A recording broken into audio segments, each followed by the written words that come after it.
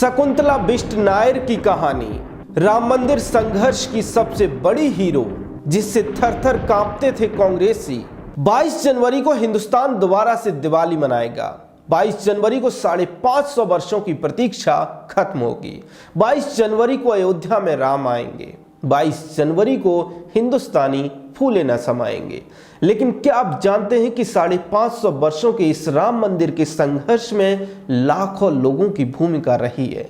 लाखों लोगों ने संघर्ष किया है। कुछ बड़े नाम आप जरूर जानते होंगे, कुछ हालिया नाम भी जानते होंगे। आडवाणी की रथ यात्रा, राम जन्मभूमि आंदोलन से भी कुछ नाम आप जानते होंगे। लेकिन क्या आप जानते हैं कि जब बीजेपी का नाम लेने वाला भी कोई नहीं था, नाम लेने वाला छोड़िए, जब बीजेपी ही नहीं थी, जब हिंदूवादी संगठनों को राजनीतिक तौर पर अछूत समझा जाता था, उस वक्त देहरादून की एक महिला ने राम मंदिर की सबसे बड़ी लड़ाई लड़ी थी। उस वक्त शकुंतला बिष्ट सनातन की सबसे बड़ी हीरो थी। उस वक्त शकुंतला बिष्ट का ऐसा क्रेज था कि एक छत्र राज होने के बाद भी कांग्रेसी उनके सामने आने से कांपते थे।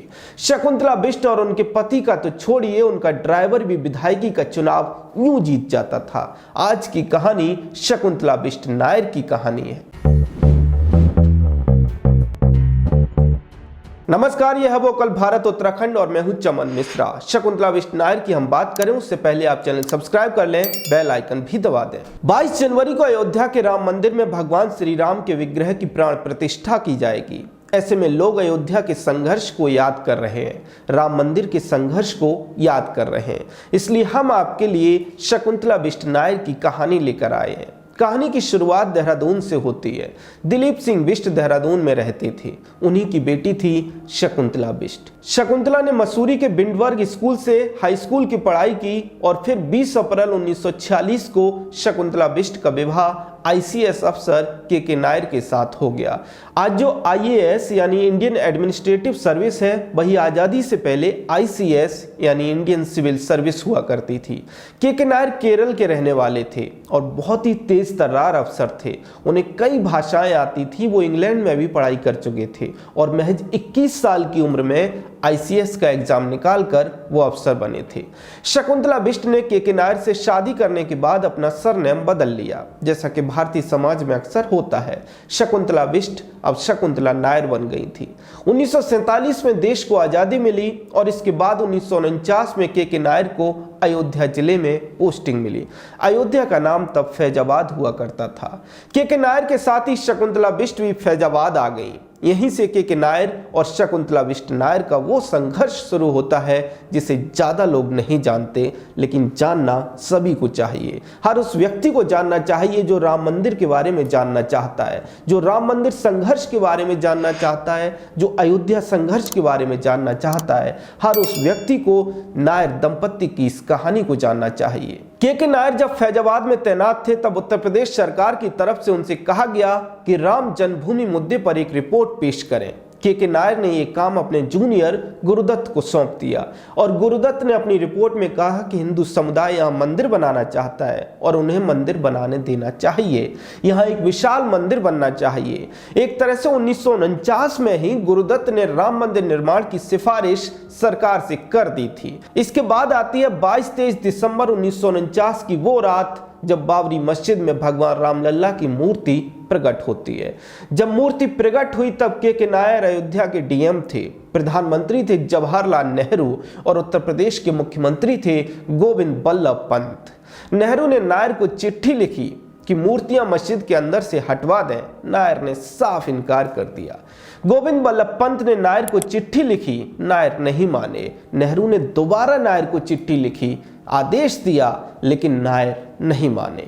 नायर ने प्रधानमंत्री नेहरू का आदेश ठुकरा दिया। उन्हें पता था कि अब उनकी कुर्सी जाएगी, लेकिन रामलल्ला की मूर्तियां मस्जिद से बाहर उन्होंने नहीं होने दी, बल्कि नायर ने वहीं एक छोटा सा अस्थाई मंदिर बनवा दिया और हिंदुओं को पूजा की अनुमति दे दी। नायर को गोविंद बल्लभ पंत सरकार ने सस्पेंड कर दिया। नायर जानते थे यही होगा। नायर कोर्ट पहुंचे और कोर्ट ने सरकार का आदेश रद्द कर दिया। नायर दोबारा फैजाबाद के डीएम बन गए। कहते हैं कि नायर ने राम के लिए जो प्रधानमंत्री और मुख्यमंत्री से पंगा लिया था, उसके पीछे सिर्फ ये कारण नहीं था कि राम में उनकी गहरी आस्था थी, बल्कि एक कारण ये भी था कि उनकी पत्नी शकुंतला बिष्ट नायर भी राम की बड़ी भक्त थी। नायर दंपति उस दौर में सबसे बड़ा हीरो बन चुका था। 1952 में लोकसभा के चुनाव होते हैं और तब शकुंतला नायर गोंडा पश्चिम से हिंदू महासभा के टिकट पर चुनाव मैदान में उतर जाती हैं। जो होना था वही हुआ। शकुंतला ने कांग्रेसी उम्मीदवार लाल बिहारी टंडन को बुरी तरह से पटखनी दे दी और पहली चुनी हुई लोकसभा में पहुंची। तब शकुंतला बिष्ट नायर मात्र 26 साल की थी। फिर शकुंतला रुकी नहीं, फिर के नायर भी नहीं रुके। के नायर ने अपनी नौकरी से इस्तीफा दिया और राजनीति के मैदान में कूद गए। शकुंतला बिष्ट नायर इसके बाद 1962 से 1967 तक उत्तर प्रदेश विधानसभा की सदस्य रहीं और फिर 1967 में भारतीय जनसंघ ने शकुंतला नायर को कैसरगंज लोकसभा क्षेत्र से टिकट दिया और शकुंतला ने त्रिकोणीय मुकाबले में स्वतंत्र पार्टी और कांग्रेस के उम्मीदवार को हरा दिया। और सिर्फ यही नहीं, के नायर को भी पार्टी ने बहराइच से मैदान में उतारा था और केरल के नायर बहराइच से जीतकर संसद में पहुंच गए थे। के नायर और शकुंतला नायर अक्सर अपनी रैलियों में जनसंपर्क में राम मंदिर का मुद्दा उठाते थे। राम जन्मभूमि को मुक्त करने की बात करते थे। दोनों का संघर्ष चलता रहा। दोनों का प्रभाव ऐसा था कि उनका ड्राइवर भी चुनाव जीतकर उत्तर प्रदेश विधानसभा पहुंच गया था।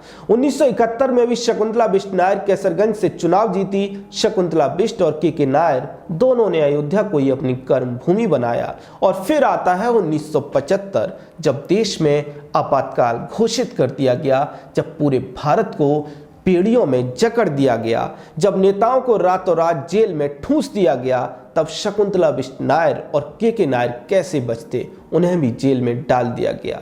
तो यह थी कहानी देहरादून की उस लड़की की जिसने राम मंदिर के लिए तब संघर्ष किया जब बड़ी संख्या में हिंदू भी मंदिर के लिए बोलने से कतराते थे, डरते थे, खौफ में रहते थे।